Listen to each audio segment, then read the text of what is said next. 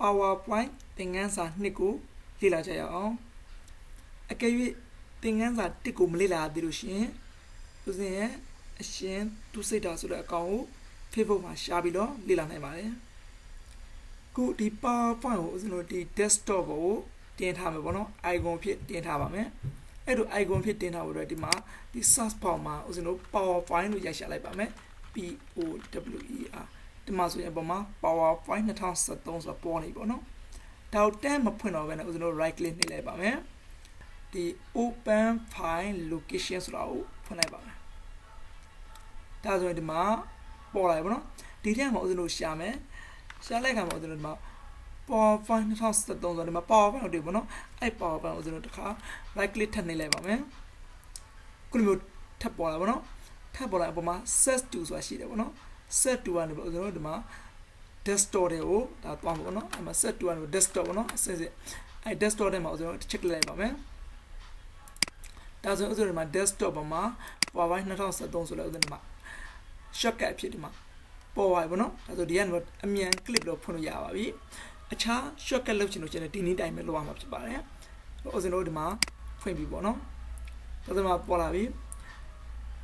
ဒီမှာ new slide ပေါ့နော်ဒီ new slide ကိုတစ်ချက်နှိပ်လိုက်ရင်ဟောဒီလို slide တွေအောက်ဒီမှာပေါ်လာမှာပါဒီ new slide မှာအောက်ကိုပြထားလဲမြား outside လေးရှိတယ်ပေါ့နော်အဲ့ဒီမြား outside လေးကိုတစ်ချက်click လိုက်ပါမယ်ခုလိုမျိုးပေါ်တဲ့အခါမှာဒီမှာ slide ကိုလိုချင်တာကိုရွေးလို့ရပါတယ်ဒီအနေနဲ့ slide တစ်ခုရွေးလိုက်ပါနော်ဒါ new slide နောက်တစ်ခုရွေးချင်လို့ရှိရင်အဲ့ဒီလို new slide ကနေထပ်ခေါ်ပေါ့နော်ဒါဒီ slide ကိုဦးဇင်းမကြိုက်ဘူးဆိုရင် keyboard ကနေပေါ့ delete key နဲ့ဖြတ်လို့ရတယ်ပေါ့နော်ကိုပြန်ခေါ်ချင်ရင်တစ်ချက် click မယ်ကိုလိုချင်တဲ့ slide တွေကိုလိုချင်တဲ့လောက်ခေါ်ပါဒါဆိုဒီ new slide အသစ်တွေယူလာပေါ့နော်ဒီဘက်က layout ဆိုတာဒါ slide ပုံစံမှာဒါဒီပုံလေးရွေးလို့ရတယ်ဆိုတာပြောတာဒီ new slide ကနေဒီ new slide ကဒီဟာလေးကိုသဘောပေါက်သွားဒီဟာလေးကသဘောပေါက်အောင်လို့ဒီပုံမှာဦးစင်နာမည်ရေးမှာပေါ့နော်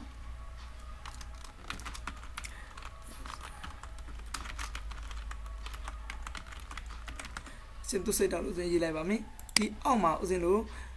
ငကိုတွေကဦးစင်ကြိုးပြီးတော့ရိုက်ထားတာပါမြန်အောင်လို့ဒီစာလေးကောင်လုံး control C နဲ့ copy ကူလိုက်မယ်ဒီမှာ control ဒီ လိုက်ပြီးတော့လေးလာတဲ့လူတွေကတော့ဒါတွေကို Adobe Page Maker လို့ Microsoft Excel လို့ Microsoft PowerPoint ဒါလေးအကုန်လုံးရိုက်ရမှာနော်ဒါကိုမှကိုရိုက်ရမှာဦးစင်းတော့ဒါမြန်အောင်လို့အချိန်တိုင်းတာနဲ့မလို့မြန်အောင်လာကိုလုပ်ပြထားတာပါအော်ဒီအပေါ်မှာဒီအရှင်သူစိတ်တော်ဆက်စာကိုနည်းရှင်းပြပါအောင်မယ်ဒီဘက်အကွက်ကလေးကိုကြည့်ပါဒီပါခက်ဒီအပေါ်ဟာလေးကိုတစ်ချက်ပြောပြမှာပေါ့နော်ဒီဘက်အကွက်ကလေးကိုသင်နေရှင်းပြအောင်မယ်ဒီမှာအပေါ်မှာ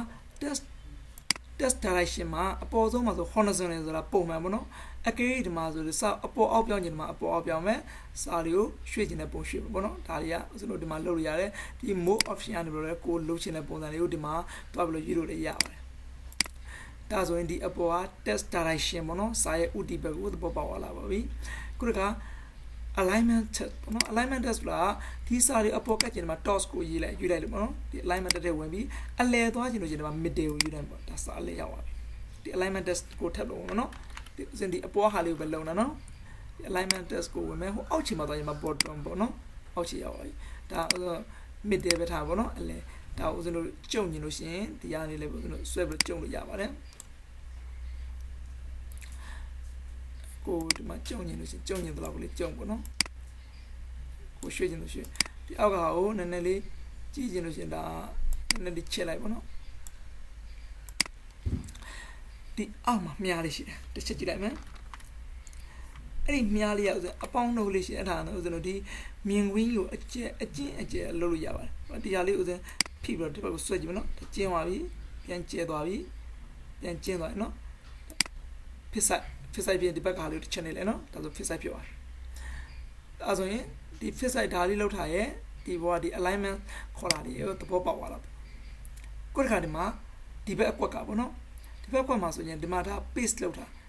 ဒီကောင်နဲ့ control ဝင်နေအတူတူပါပဲဒီကတော့ cut လောက်တာပေါ့ဒီမှာဥစဉ်ဆိုကြအောင်ဒီ page row page maker ကို cut လောက်ချင်တာလား copy လောက်ချင်တာလား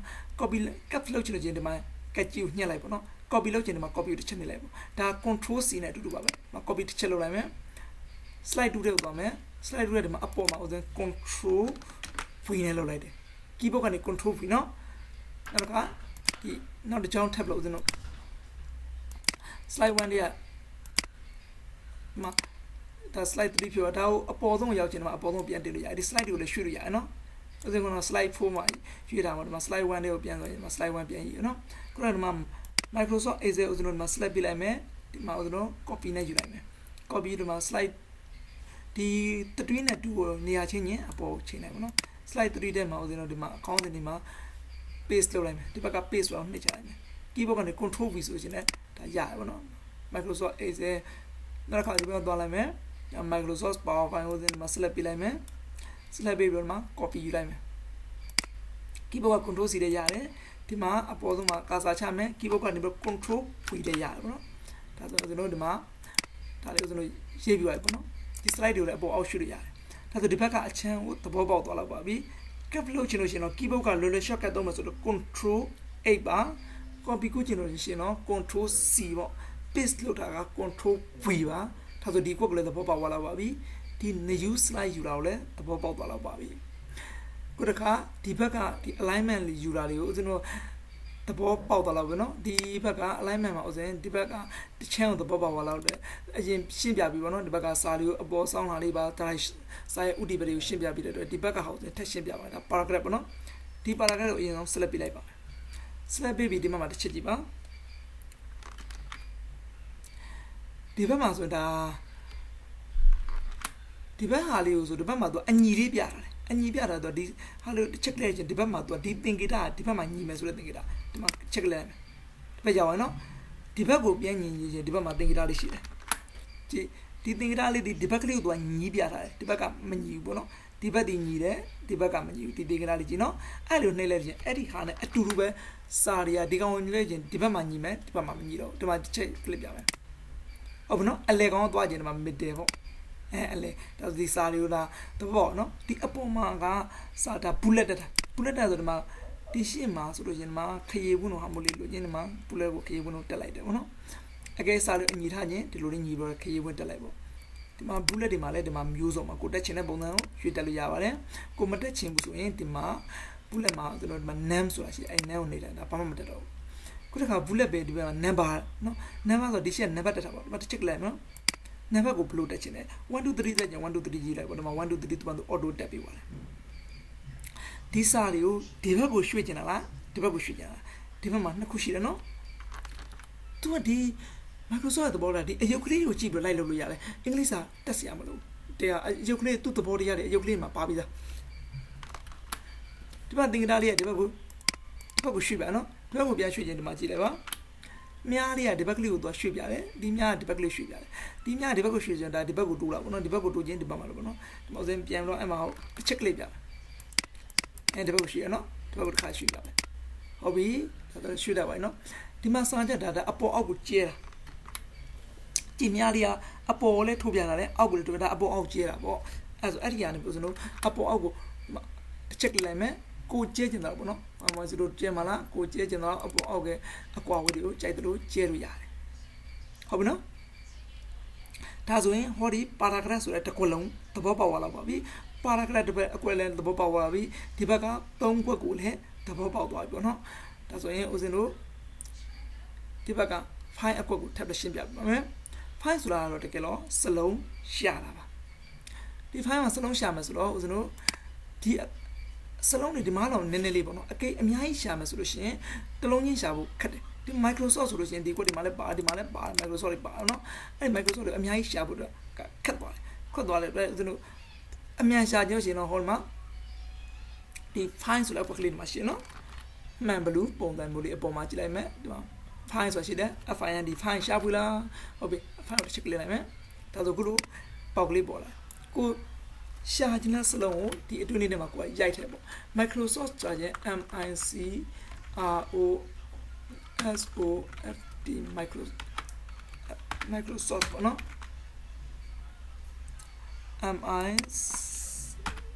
MICROSOFT Microsoft ဆိုတဲ့နေရာမှာရိုက်တယ်ရိုက်ပြီးတော့ဒီမှာ file next မှာသူမှာရှာရမှာ Microsoft ဆိုတော့ဒီမှာ ကာစံသူဟောတာဆက်လက်လုပ်ပြတာမိုက်တော့နောက်တစ်ခါမှာဖိုင်းနေနောက်တစ်ခုထပ်ရှာမှာဆိုနောက်တစ်ခုထပ်နေလိုက်အောင်မှာသူဆက်လက်လုပ်ပြတယ်နော်ဖိုင်းနေဟောဒီမှာဒီအကွက်ထဲကိုသူရှာပြီးဆက်လက်ရှာလို့နော်နောက်ကျန်တဲ့ခါကျတော့သူအကုန်ရှာပြီးဆက်လက်လုပ်ပြလားဒါဆိုရင်ဒါကုန်းသွားပြီတဲ့ဒါဆိုရင်ဒီဖိုင်းကိုရှာတက်လောက်ဒီမှာ rebase အစားထိုးလားဆိုဥစဉ်နမူနာအစားထိုးရမယ် rebase ကိုတစ်ချက်လိုက်လိုက်မယ်ဒီအပေါ်မှာကအစားထိုးရမယ်စလုံးဒီမှာဒီဘောကကအစားထိုးရမယ်ဆိုတော့ဒီမှာအစားထိုးမယ်ဒီ Microsoft ဆိုလဲစလုံးအစားဥစဉ်ဟာ MST အစားထိုးလိုက်မယ်နော် MST Microsoft ဆိုလဲစလုံးအစားထိုးမယ်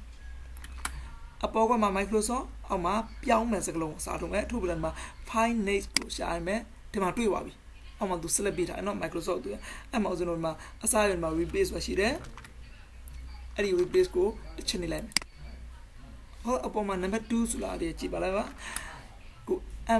Microsoft Azure MST Azure ဆိုဖြစ်ပါတယ်ခုတစ်ခါ Microsoft Powerpoint ကိုသူတစ်ခါထပ်ရွေးပြတယ်နော်ဥစဉ်မှာ replace ဆိုအစားထိုးလိုက်ပါမယ်